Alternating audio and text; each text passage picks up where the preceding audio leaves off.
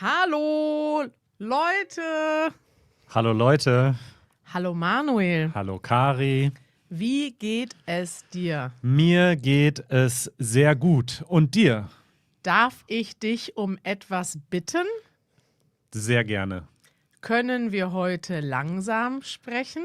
Wir können heute sehr langsam sprechen. Super, Manuel. Warum sind wir hier? Wir machen heute einen Livestream auf YouTube und auf Facebook und werden mit euch Deutsch üben. Und ihr guckt gerade zu und könnt live Kommentare schreiben. Unsere erste Frage ist: Wo guckt ihr gerade YouTube oder Facebook? Wo kommt ihr her? Wo seid ihr jetzt? Welche Stadt? Welches Land? Schreibt uns einen Kommentar. Es sind Leute aus aller Welt dabei. Zum Beispiel auch aus der Hauptstadt Berlin. Berlin? Welche Hauptstadt? Welche Hauptstadt? Und auch aus Ja, Chicago. liebe Grüße. Marketa schaut in Prag zu. Ahoi, Maketa. Es gibt auch Zuschauer aus Usbekistan, aus Montreal, aus Marokko. Marokko. Ich will unbedingt mal nach Marokko fahren. Ich auch. Und aus Pennsylvania, aus Mexiko, Hola Hola, Hola. aus Kiel. Hallo. Ich habe mal in Kiel gelebt, vor langer Zeit. Moin. Giso schaut aus Afghanistan zu. Murat ist in Basel. Dort habe ich auch mal gelebt. Mensch. Adam aus Polen. Dort habe ich auch mal gelebt. Dobre wieczór. California, da habe ich auch mal gelebt. Und Köln, da habe ich auch mal gelebt. Manuel, wo hast du nicht gelebt? Ich habe noch nicht südlich von Frankfurt am Main gelebt. Ich habe auch noch nicht in Österreich gelebt Schade. und auch noch nicht in Duisburg oder Magdeburg oder Iran oder Istanbul. Schön, dass ihr alle dabei seid. Toll. Manuel, starten wir mit einer kleinen Einführung in unser Thema heute. Ihr habt am Titel des Videos gesehen, wir sprechen heute über Bitten. Wie kann man etwas fragen? Wie kann man um etwas bitten auf Deutsch? Das wollen wir heute besprechen. Was ist höflich? Was ist vielleicht ein bisschen unhöflich oder zu direkt? Manuel, ich habe da eine Präsentation für euch vorbereitet. Erst eine Frage. Was bedeutet das höflich, unhöflich? Höflich ist, wenn man nett ist, wenn man freundlich ist. Unhöflich ist, wenn man ein bisschen zu direkt ist, zu unfreundlich. Und ich denke, wenn man Deutsch lernt, ist das etwas, wovor man Angst hat. Man hat Angst, dass man etwas sagt, was bei der anderen Person nicht gut ankommt, was vielleicht unfreundlich klingt. Und wir wollen euch heute dabei helfen, Fragen zu formulieren. Und wir wollen euch zeigen, was klingt höflich und nett und was ist vielleicht nicht so höflich. Und wir haben viele Beispiele vorbereitet. Hier ist deine Präsentation. Vergleich. Okay. Ich habe einen Vergleich vorbereitet. Ich werde dir jetzt einige Sätze zeigen Okay. und du sagst mir, ist das höflich oder unhöflich? Starten wir mal. Ich möchte, dass du langsamer sprichst. Ich treffe dich und sage, ich lerne Deutsch, sprich langsamer. Das ist sehr unhöflich. Warum? Du sagst nicht mal bitte Aha. und sprich langsamer. Das ist ein Befehl. Da gibt es keine Möglichkeit für mich zu sagen, nein, ja, gerne. Es ist wie im Militär. Lauf dorthin oder spring höher, Genau. sprich langsamer. Sprich langsamer ist eine sehr direkte Aufforderung und das ist ein bisschen unhöflich. Sehr unhöflich. Sprich bitte langsamer. Das ist besser. Das ist immer noch sehr direkt. Es ist immer noch ein Befehl, ein Imperativ. Aha. Aber Was ist ein Imperativ, Manuel? das ist die Befehlsform, die Aufforderung, Aufforderung. eine Aufforderung. Wenn ich sage, du sollst das machen, dann sage ich, sprich langsamer, lauf schneller, geh weg. Das Genau. ist der Imperativ. Aber das Wort bitte, das macht es ein bisschen höflicher. Es kommt darauf an, wie man das betont. Man kann sagen, sprich bitte langsamer. Das ist auch unhöflich. Stimmt. Man kann auch sagen, sprich bitte langsamer. Ein bisschen höflicher. Jetzt haben wir, könntest du bitte langsamer sprechen? Viel besser, denn jetzt ist es eine Frage. Jetzt kann ich sagen, gerne, klar. Oder ich kann sagen, nein, will ich nicht. Das ist schon eine gute Feststellung. Du gehst von Aufforderung zu Frage und etwas, was hier in diesem Satz auch anders ist, wir haben im Konjunktiv formuliert. Das werde ich gleich noch erklären. Nummer 4. Könntest du vielleicht langsamer sprechen? Statt bitte haben wir jetzt vielleicht. Und dieses vielleicht macht es irgendwie nochmal so Optionaler. weicher. Okay. Ihr habt jetzt 4 Optionen gesehen, von unhöflich zu superhöflich. Und jetzt will ich nochmal erklären, was sind die Möglichkeiten, um etwas höflicher zu machen. Manuel, Ja, bist du bereit? ich bin bereit. Ich habe noch eine Präsentation. Okay. Wie in der Schule hier, Manuel. Möglichkeit 1, um höflicher zu klingen, ist der Konjunktiv 2. Klingt kompliziert, ist es aber nicht. Der Konjunktiv 2, der ist nicht die reale Form. Ich sage, ich kann, das ist die normale Form, der Indikativ. Wenn ich sage, ich könnte, ist das eine Möglichkeit. Und dadurch, dass es eine Möglichkeit ist, kann man Ja und Nein sagen. Also wenn man den Konjunktiv 2 benutzt, werden Fragen oder Bitten automatisch höflicher, weil ich in einer Option formuliere. Ja, Macht das Sinn? Ja, also kannst du das machen, ist die reale Form und könntest du das machen, ist noch optionaler sozusagen. Machen wir mal ein Beispiel. Kannst du mir das Glas geben? Nein. Könntest du mir das Glas geben? Wenn du so lieb fragst, Kari, dann gebe ich dir das Glas. Tschüss. Das behalte ich. Sprich gerne weiter. Ich gebe euch noch ein paar Optionen. Könntest du statt kannst du. Würdest du statt wirst du. Hättest du statt hast du. Das sind diese Konjunktiv-2-Formen, die ihr benutzen könnt bei einer höflichen Frage. Hättest du vielleicht morgen Zeit, um mir 5 Stunden beim Umzug zu helfen, Manuel? Naja, 2 Stunden hätte ich schon Zeit. Gut. Ich habe noch etwas vorbereitet. Ja. Und dann machen wir gleich eine Praxisübung mit euch. Okay. Konjunktiv 2 ist schon mal ganz gut. Und dann gibt es noch sogenannte Weichmacher. Guck mal, zum Beispiel vielleicht. Könntest du mir vielleicht deinen Tee geben? Den auch noch. Könnte ich vielleicht machen. Ja, dieses Wort vielleicht macht es noch, macht es noch ein bisschen weicher. Noch optionaler. Es gibt 2 Optionen. Könntest du, der Konjunktiv 2 ist schon optional, vielleicht ist nochmal optional. Möglicherweise. Was heißt das? Möglicherweise ist so.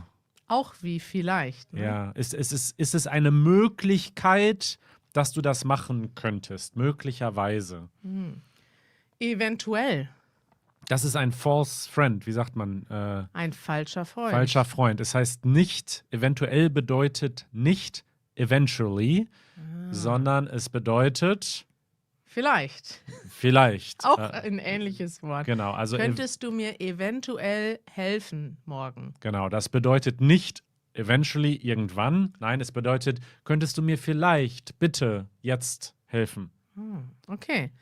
Und wäre es möglich, dass? Would it be possible that? Da haben wir auch Konjunktiv 2 und möglich drin, also 2 optionale Sachen. Gut, dann habe ich jetzt alles erklärt, was ich erklären wollte.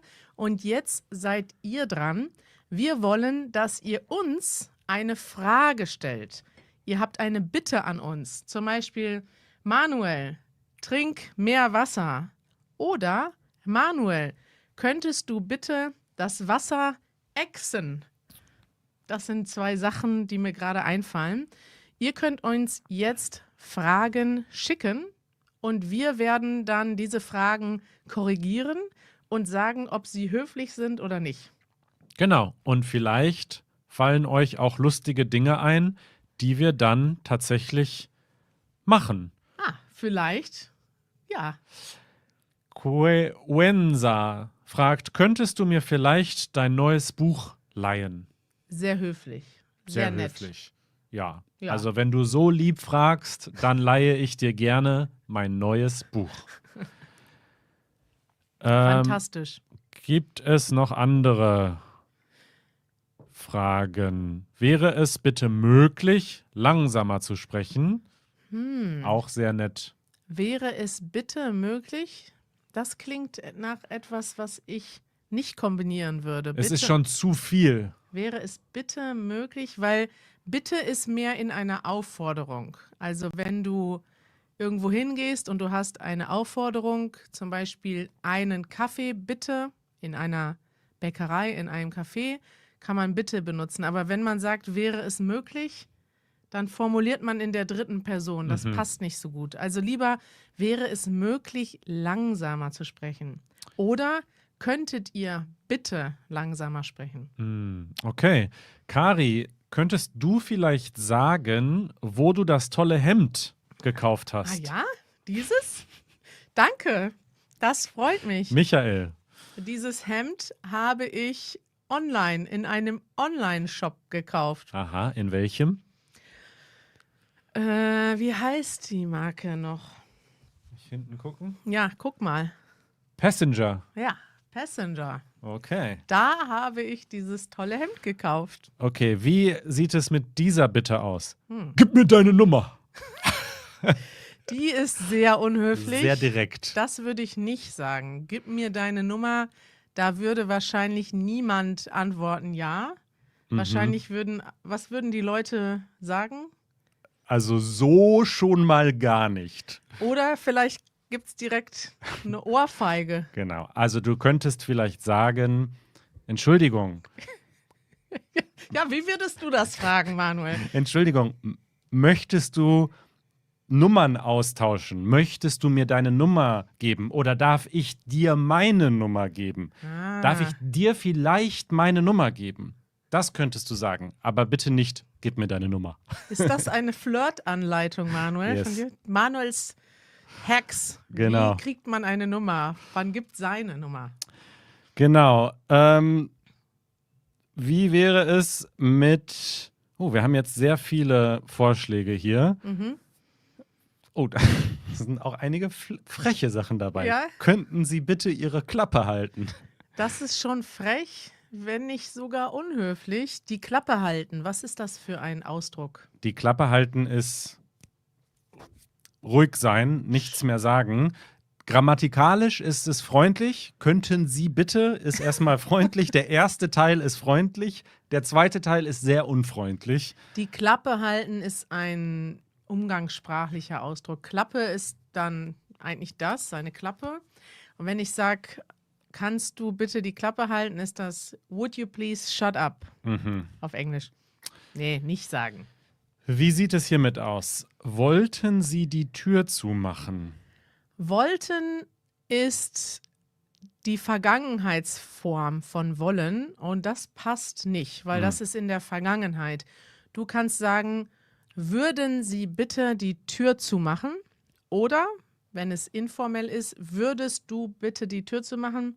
Manuel, ist das höflich, wenn ich zu dir sage, würdest du bitte die Tür zumachen?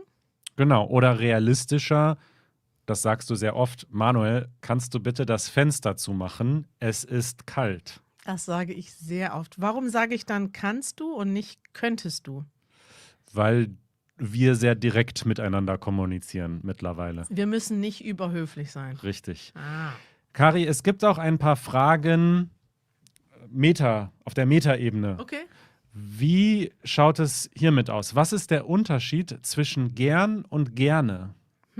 Ich glaube, da gibt es keinen Unterschied. Gern ist die Abkürzung von gerne. Und ich glaube, man kann das beides benutzen, austauschbar. Ich möchte gern mit dir sprechen. Ich möchte gerne mit dir sprechen. Vielleicht kann man das abhängig davon machen, was besser klingt.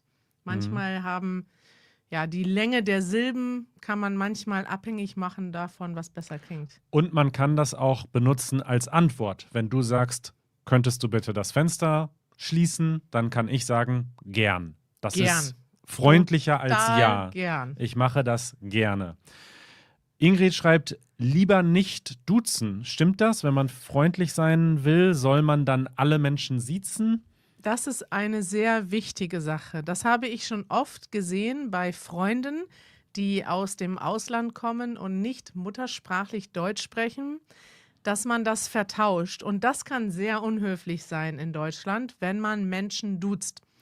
Also immer, wenn ich in einer Situation bin, in einer formellen Situation, auch im Service, im Restaurant, im Café, aber dann gerade, wenn man beim Arzt ist, einem Amt, bei einem Büro, dann sollte man wirklich immer sie benutzen, egal wie alt die Person ist. Also ich gehe in ein Café, dann sage ich, was sagst du oder sie, wenn da jetzt jemand steht, der ist 30? Es kommt auf das Café an, es kommt auf die Person an. Es ist ein Gefühl, das man entwickelt. Und ich würde empfehlen, unsere Videos und unsere Podcast-Episoden zu diesem Thema anzuschauen und anzuhören. Die verlinken wir später unten in der Infobox, denn wir haben schon mal sehr ausführlich darüber gesprochen. Stimmt. Du hast mal Umfragen gemacht, oder? Siezen oder duzen. Es ist ein schwieriges Thema, aber gut, dass du das fragst, weil man kann, also der Fehler, wenn man zu schnell duzt, ist, dass man unhöflich ist. Der Fehler, wenn man zu schnell siezt, ist, dass man eine Distanz aufbaut. Also ist es im Zweifelsfall besser, sie zu sagen. Wie erkennt man den Unterschied zwischen echter Höflichkeit und bloßer Formalität? Was ist denn echte Höflichkeit? Echte Höflichkeit, dass man wirklich höflich und nett sein will, und Formalität ist etwas, was man gelernt hat. Ich glaube, das sieht man vielleicht am Tonfall, glaube Ja. ich. Man kann ja auch etwas im Ton sehr freundlich sagen und man kann es auch sehr direkt sagen. Ich kann zum Beispiel sagen, könnten Sie mir bitte einen Kaffee machen? sehr unhöflich. Sehr formell, sehr unhöflich. Ich könnte auch sagen, könnten Sie mir bitte einen Kaffee machen? Und dann ist es nett und wirklich nett gemeint, oder? Total. Ja. Ja. Es ist ja nicht nur die Sprache, es ist auch die Gestik, die Mimik, wie tritt man als Mensch auf. Und daran sieht man, genau wie in anderen Sprachen auch, kann man meistens sehen, wie nett eine Person das wirklich meint. Genau. Und wenn man sagt, Moment. Es ist, glaube ich, man kann es schaffen, unhöflich, grammatikalisch zu sein und trotzdem höflicher als umgekehrt. Also ich glaube, ich will einen Kaffee, ist immer noch netter als ich hätte gern einen Kaffee. Weißt du, wie ich meine? Ja, Also ja. man braucht sowohl die Grammatik als auch die Menschlichkeit. Man Ja. braucht beides. Und es kann auch sehr direkt sein, aber cool. Also gerade in Berlin sind die Leute sehr direkt. Für mich schon zu direkt. Und es kann sein, dass jemand in ein Café kommt und sagt, mach mir mal einen Kaffee bitte. Und das klingt für Berliner okay und für mich ein bisschen unhöflich. Total. Ja. Ja, es ist auch eine regionale Sache. Ich habe noch ein paar Ausdrücke mitgebracht, die gut sind für euch. Das Wichtigste, Entschuldigung, ist immer ein guter Anfang, wenn man Menschen stört, wenn man Menschen unterbricht. Wenn wir auf der Straße sind und Interviews machen, ich starte immer mit Entschuldigung, kann ich dir eine Frage stellen? Man kann auch sagen, Entschuldigung, dass ich störe. Das sage ich aber auf der Straße nicht, weil das ist schon ein bisschen zu negativ. Finde ich auch. Warum soll man das sagen? Man weiß ja gar nicht, ob man wirklich stört. Hier nochmal informell. Ist das Licht ausgegangen, Manuel? Macht nichts. Sprich schon mal weiter. Ich tausche das aus. Entschuldigen Sie bitte, dass ich störe. Das würde man nur machen, wenn man wirklich stört, wenn man jetzt Menschen unterbricht. Hier noch ein paar weitere. Könnten Sie, das hatten wir schon. Wäre es möglich, dass, Manuel, wo würdest du das benutzen? Wäre es möglich, dass ich noch einen Tisch bekomme im Restaurant? Im Restaurant. Das Restaurant ist voll, ihr möchtet gerne dort essen, ihr habt keine Reservierung, dann sagst du? Wäre es möglich, noch einen Tisch zu bekommen oder dass wir noch einen Tisch bekommen? Und was daran gut ist, es ist ja sprachlich relativ einfach. Ihr könnt euch einfach merken, wäre es möglich, dass und dann die normale Form nur mit anderer Satzstellung. Wäre es möglich, dass wir heute sprechen? Wäre es möglich, dass wir essen gehen? Also es ist relativ einfach. Das ist gut. Solche Ausdrücke kann man einfach auswendig lernen und dann anwenden. Okay, haben wir noch Fragen von unseren ZuschauerInnen? Ja, möchtest du Fragen oder Beispiele? Beispiele. Lass uns Kaffee trinken. Lass uns Kaffee trinken. Wenn jemand zu dir kommt und sagt, wenn Baris zu dir kommt und sagt, lass uns Kaffee trinken. Es ist schon sehr direkt, würde ich sagen. Es wäre freundlicher zu sagen, hättest du Lust, einen Kaffee zu trinken? Oder wollen wir einen Kaffee trinken? Ja. Also generell kann man sagen, immer wenn man eine Option lässt, ja. Lass uns Kaffee trinken ist eine Aufforderung. Lass uns gehen. So wie let's drink coffee, let's go. Genau. Ist zu direkt. Baris hat ein Fragezeichen dahinter gemacht, aber eigentlich kommt ein Ausrufezeichen dahinter. Es ist eine Aufforderung. Genau. Ja. Einen Kaffee bitte. Nee, einen Kaffee und schnell bitte. Ich habe keine Zeit zu verschwenden. Also immerhin ist das Wort bitte da drin. Ja. Einen Kaffee, schnell bitte. Was würdest du sagen, wenn du in dem Café arbeitest und dann kommt Madi Made in Tokyo 1. Made in Tokyo 1 kommt rein und sagt Kaffee, schnell. Ich habe keine Zeit zu verschwenden. Dann würde ich den Kaffee extra langsam bringen, glaube ich. Ja. Okay, also bitte nicht schnell bitte sagen. Könntest du mir bitte meine Jacke geben? Sehr nett, perfekt formuliert, Gina. Top. Wäre es möglich, dass ihr nach Wien kommt? Sehr nett formuliert und ich denke, das wäre möglich. Wir waren auch schon mal in Wien, zweimal. Untitled MP3. Ich wollte gerade sagen. Interessante Zuschauer, die wir haben. Ein guter Username. Ja, das ist möglich und wenn du so lieb fragst, dann müssen wir das bald mal wieder planen. Unbedingt. Eine Tasse Kaffee und auch das Glas Wein. Ja, das klingt nicht so höflich. Eine Tasse Kaffee und auch das Glas Wein. Da habe ich zwei Vorschläge. Einmal netter sein. Vielleicht, man kann sagen, eine Tasse Kaffee bitte und auch ein Glas Wein. Man sagt nicht das Glas Wein heißt, das ist ein bestimmtes Glas. Bitte das Glas Wein. Aber man sagt dann, wenn man bestellt, ein Glas Wein. Ja. Also freundlich wäre eine Tasse Kaffee bitte und ein Glas Wein, kann man sagen. Es sind ja auch unterschiedliche Situationen. Wenn ich in einem Restaurant bin, in einem Café, in einer Bar, dann wird es erwartet, dass ich etwas bestelle. Da kann ich schon eine Aufforderung formulieren mit Bitte. Ich kann sagen, ein Glas Wein bitte.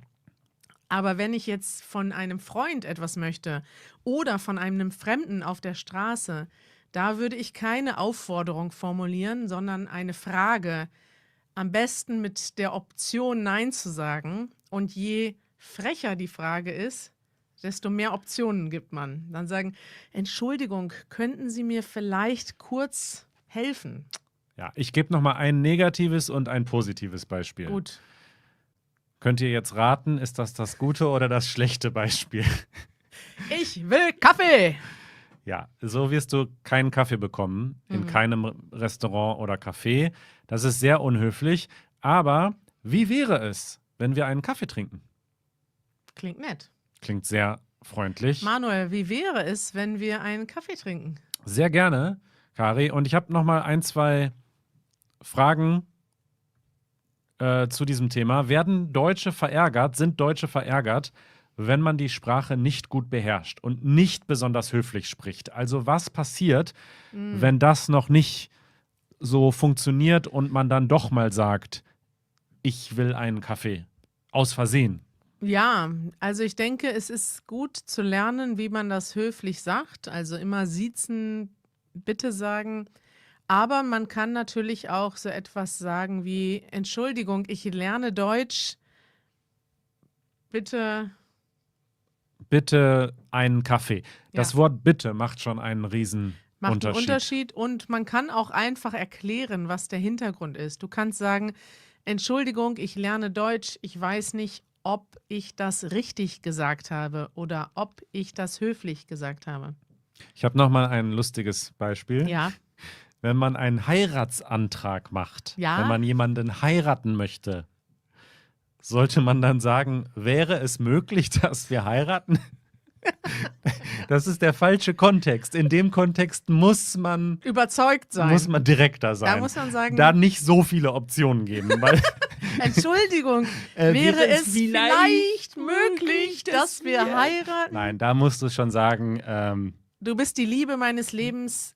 Es wäre, ich will dich heiraten. ich will dich unbedingt heiraten. Willst du auch? Ja, Da muss man nicht so freundlich sein, da muss man ein bisschen direkter sein. ja. Da muss man überzeugt sein.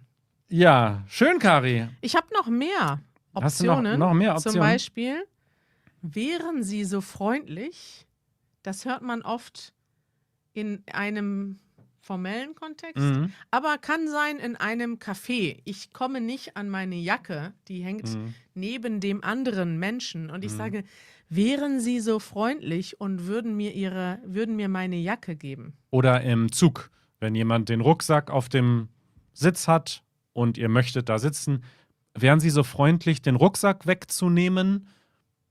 Ja. Man fordert die andere Person auf, freundlich zu sein, aber mit einer Option. Wären Sie so freundlich? Wie würdest du das auf Englisch sagen? Would you be so kind Would you be so kind? to? And go away. Genau. Dann habe ich noch, ich hätte eine kleine Bitte, Manuel. Ja. Hast du vielleicht 5 Minuten Zeit für mich? Das ist ein guter Satz, der komplett ist. Den kann man immer am Anfang sagen. Ich hätte eine kleine Bitte. Punkt, Punkt, Punkt. Bitte hör auf, im Podcast zu pfeifen.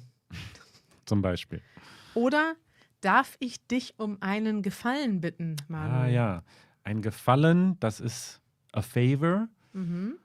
Und darf ich dich um einen Gefallen bitten? Dann kann die Person sich schon mal aufwärmen, mental. Schon mal sagen, okay, ja, was kommt jetzt? Und dann sagst du, darf ich dich heiraten? Ja, oder könntest du mir 10 Stunden beim Umzug helfen? 10 Stunden? Ein kleiner Gefallen.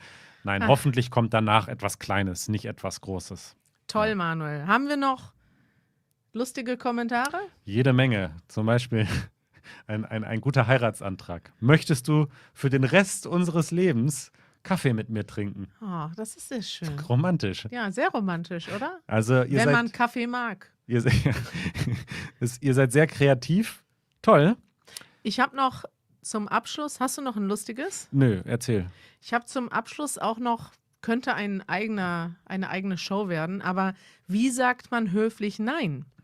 Da finde ich das hier eine tolle Option, wenn man zum Beispiel ein Angebot schickt und sagt, ich möchte gerne, dass du mit mir morgen zum Konzert kommst, weil niemand kommt mit. Dann kannst du sagen, Danke, dass du an mich gedacht hast, aber leider habe ich keine Lust. ja, oder Manuel, kannst du mir morgen 5 Stunden beim Umzug helfen? Oh, danke, dass du da an mich gedacht hast, aber leider habe ich Rückenprobleme und darf nichts Schweres heben. Oder du sagst,